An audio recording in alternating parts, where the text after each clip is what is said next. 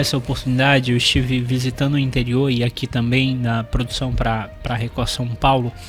Eu acompanhei, eu acho que acredito, 30 escolas que estavam sendo construídas em alvenaria. Na zona rural, a gente tem creches aqui na cidade que estão. E aí, quando eu acompanhava isso, eu fazia a mesma pergunta: quando começou essa obra? Por incrível que pareça, foram todas na gestão do atual prefeito. E aí eu procurei algumas informações, ainda estou apurando algumas coisas sobre isso, mas é algo que me interessa trazer à tona a população, porque hoje a gente sabe que há um déficit de vaga, principalmente para maternal, para creche. Eu conheço mães que não conseguem trabalhar porque têm filhos pequenos, que não têm essa oportunidade. E hoje nós temos um Riacho Doce, um exemplo de uma creche, se eu não me engano, eu estive lá perto, que travou por conta de um processo licitatório lá. E essas outras obras, da maioria delas, o que foi que eu percebi? Receberam 80% do valor da obra, mas a gente vai lá e o próprio fiscal da Caixa nos afirma que construíram só 40%. E aí eles começaram a travar essas obras e morreu aí. Quando o atual prefeito assume a prefeitura, ele pegou do caixa da prefeitura, e isso eu acompanhei a tramitação na Câmara, pegou do caixa da prefeitura tentando repor aqueles 40% que deveria ter sido feito, mas não fez, tentando de alguma forma tapar uma brecha. Foi algo que começou a acontecer. Teve uma situação que até os vereadores foram fazer uma fiscalização, se eu não me engano, lá no bairro Aeroporto, lá para aquela Bandeirantes. Vocês estão exatamente por conta dessa situação. Isso acontece muito de retirar um recurso de um determinado local, é que nem aquele negócio do cofre familiar, né? Não, o dinheiro está destinado para conta de energia, vou tirar aqui um pouquinho, invisto aqui, depois dou um jeito de tirar um dinheiro de outro lugar e devolvo para lá. Só que a gente sabe que a gestão pública, ela não pode fazer isso. Se o dinheiro veio para a educação, veio para o combustível, veio para a merenda, que são os recursos fundo a fundo que a gente chama, que é da educação, e eu tenho um exemplo de uma denúncia, inclusive eu tenho uma série de documentos que a Câmara de Vereadores teve acesso, que foram retirados recursos, inclusive da educação, e repassados para o gabinete do prefeito. Dinheiro, literalmente, dinheiro inclusive do Fundeb. Eu vi vários saques do Fundeb que a destinação em conta na agência do banco, eu tenho inclusive esses documentos, foram destinados para o gabinete do prefeito. E a movimentação financeira no gabinete do prefeito gigantesca, enquanto que estava sendo retirado o dinheiro da educação. Teve um levantamento que a gente fez, um único mês foi retirado mais de quase R$1 milhão de uma única folha e repassado para o gabinete. Isso, vocês tentam de alguma forma evitar isso? De que forma vocês têm a parte jurídica, se vocês tentam evitar? Porque é algo que está ficando muito descarado, e isso são anos e anos, a gente está falando aí de décadas vivendo essa realidade e que prejudica todo um ciclo. Eu estou falando da educação, mas hoje nós temos a realidade dos servidores da saúde, que eu tenho conversado muito, estão falando, Marlon, a gente não tem atualização desde quando, tem servidor que desde quando entrou nunca teve atualização na saúde também. E hoje são os heróis. É muito fácil dizer que um servidor da saúde é herói, mas e aí, vai honrar o trabalho heróico dele da mesma forma como um servidor? Vocês acompanham isso? Olha, Marlon, a gente tenta acompanhar tudo aquilo que é pertinente à questão do Fundeb. Então, por exemplo, nós já denunciamos a utilização do recurso para, por exemplo, numa certa ocasião, para compra de materiais de divulgação, de propagandas da prefeitura. Né? Já denunciamos a má utilização do recurso do transporte escolar, inclusive no momento em que não estava nem tendo aula. Né? Então essas denúncias a gente vai encaminhando, né, para os órgãos responsáveis, para o Ministério Público. Nós temos denúncias que foram declinadas, estão no Ministério Público Federal, nesse sentido. Mas são situações, por exemplo, no ano de 2021, nós ainda estamos trabalhando nessa prestação de contas, e nesses casos que você acabou apontando, nós ainda não chegamos, ainda não temos conhecimento. Mas, por exemplo, dentro da folha de pagamento, é comum nós observarmos as manobras que a gestão faz em relação aos descontos de previdência, né? Então desconta de trabalhador no contra-cheque, mas ao mesmo tempo não repassa para o IPMB, né? Isso vai prejudicar lá na frente a aposentadoria do servidor. Com certeza, é uma cadeia de prejuízos aí, né? Prejudica o próprio aposentado, porque o Instituto não vai ter recursos para estar honrando com o pagamento. Tanto é que não faz tempo nós tínhamos aí atrasos, né, de pagamento de aposentados, de pessoal que está doente, né?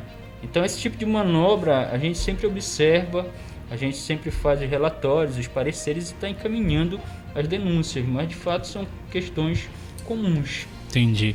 Francisco, teu olhar sobre essa pergunta aí, sobre essa situação das escolas também, como você bem acompanhou, é algo assim que preocupa porque a gente tem um déficit. A gente conversava ainda agora há pouco sobre alguns detalhes sobre algumas escolas que infelizmente não vão mais atuar, que entra aí a Adventista, entra a outra escola lá de Jardim Tropical.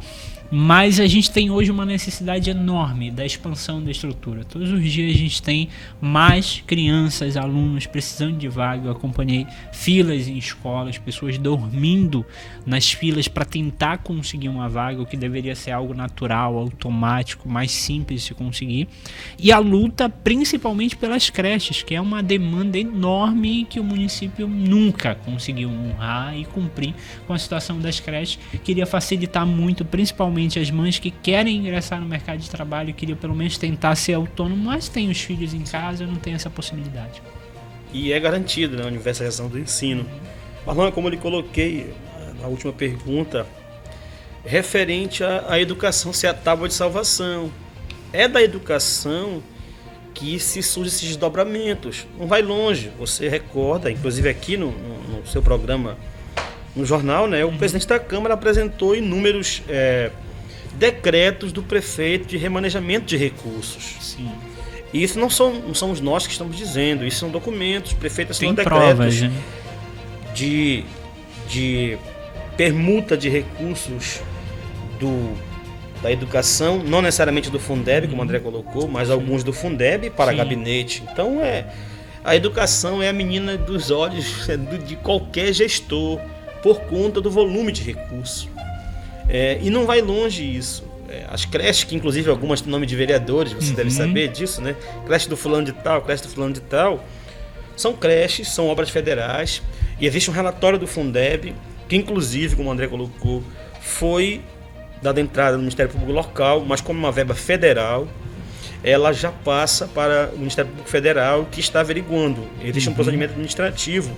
Eu não vou ser leviano aqui de falar o número porque eu não recordo, mas qualquer um pode averiguar. A denúncia de 2016 ainda. Desculpa, 2017. Na época nós fazíamos parte do Conselho do Fundeb, a gente foi em todas as escolas.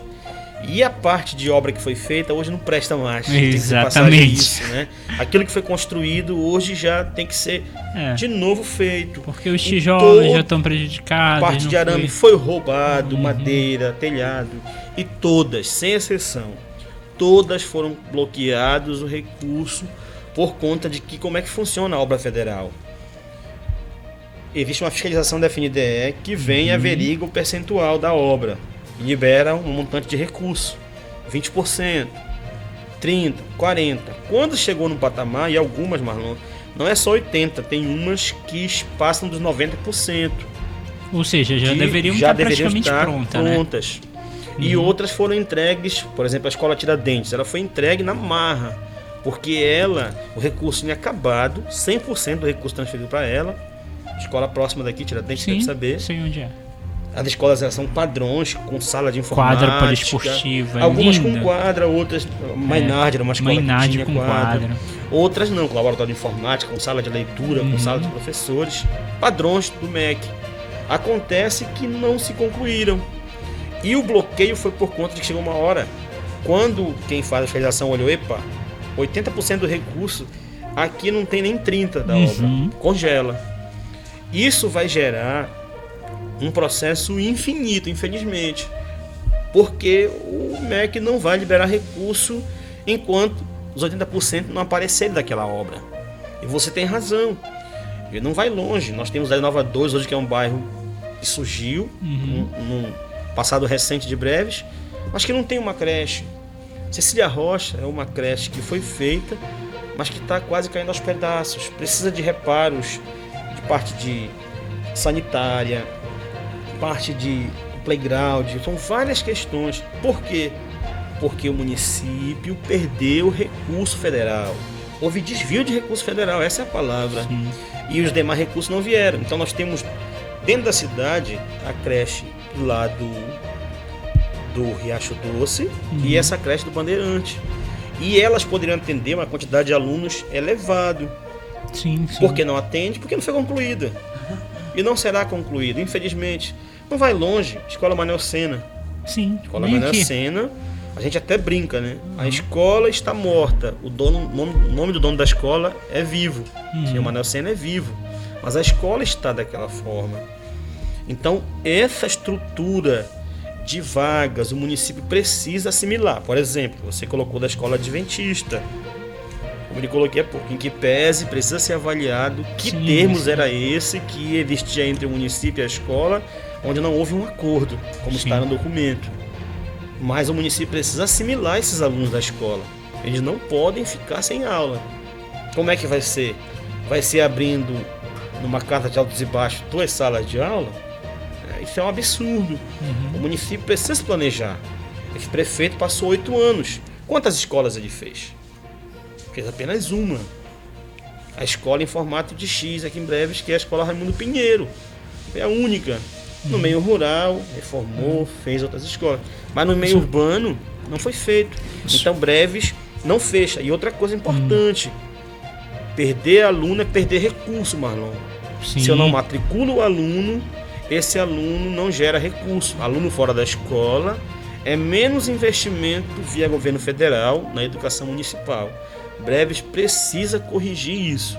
Perdeu uma oportunidade grande no passado por não estar tendo atividade presencial. Vamos ver como é que eles vão conseguir fazer agora, voltando a todo vapor às aulas, a partir agora de fevereiro, se der tudo certo. Como disse para você, nós estamos prontos para voltar. Vamos ver se o município vai ter a condição de garantir esse retorno com as condições mínimas. Eu estive andando pela área do Tajapuru e é incrível como um rio que o lado de cá, na linguagem povão, é Breves, o lado de lá é Melgaço, mas o povo de lá praticamente tudo estuda em Melgaço. E olha que é um município que nem tem tanta estrutura em si, mas que tem uma regularidade de alunos. O pessoal de lá faz até campanha para o pessoal estudar para lá. Ou seja, o município de Breves perde muito com isso. E quando eu falei dessas escolas, porque para quem está nos ouvindo e nos assistindo agora, todas essas escolas que a gente está falando são escolas em alvenaria, que teriam uma durabilidade muito maior, uma estrutura muito melhor, e não entra naquele mercado do constrói a escola de madeira de qualquer forma para o ano que vem reformar ela de novo e pintar ela de novo e manter um ciclo. Porque quando tu constrói uma escola de alvenaria na zona rural e dá essa devida manutenção e a qualidade, a gente vai ter uma manutenção muito mais barata a longo prazo, hein?